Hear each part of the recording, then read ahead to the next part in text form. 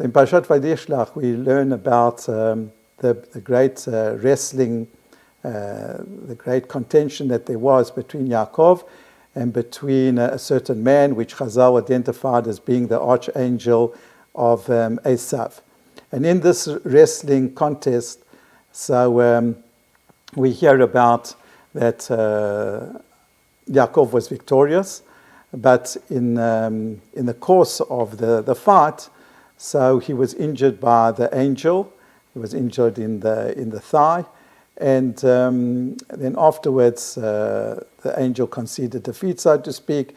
And what he did was he blessed Yaakov that his name shouldn't be Yaakov, but it should now be called Yisrael. And there's a fascinating netziv in Amek Davar that speaks about what was the reason, so to speak, of this injury. It wasn't because the angel was more powerful than Yaakov. In fact, as we know that he conceded defeat.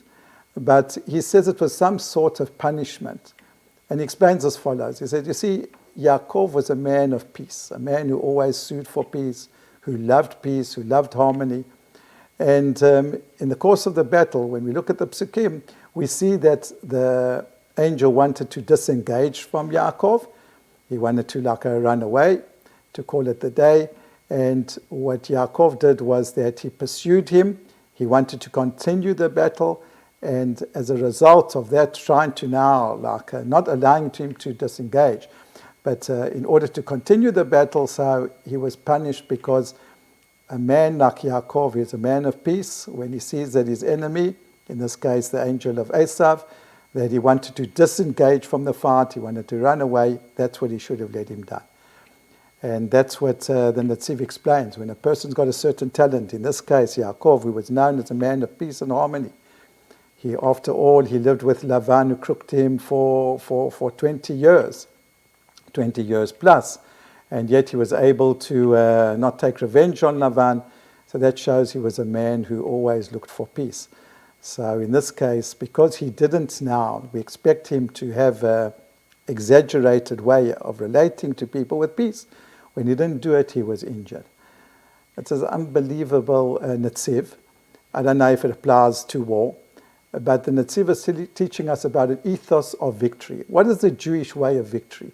We fight until our last breath that we should prove that we're right. We hold up the Torah, we hold up our values, but we have to know that when we are right, so we don't always have to rub it in.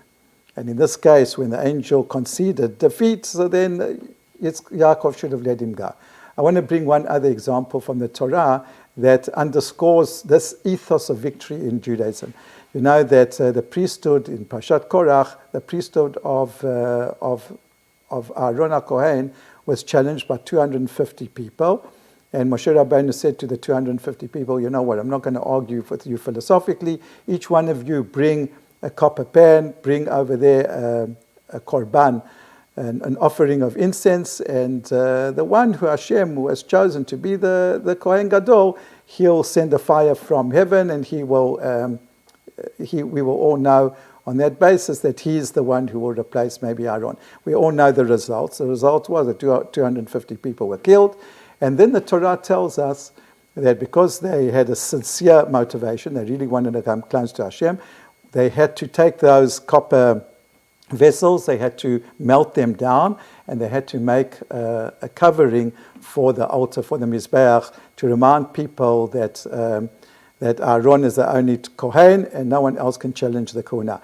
And there's a very interesting Orach Chaim. The Orach Chaim says that when we look at the psukim, the one who had to make this fashion, this covering for the altar, as a symbol that Aaron was correct and he was the chosen one, happened to be not Aaron, but it had to be Elazar, his son, who made it. And the Orach Chaim explains as follows, because he says that we are taught over here that the victor, in this case Aaron, he wasn't allowed to make a symbol, in other words, a covering for the Mizbeach that would underscore that he is right and they're wrong.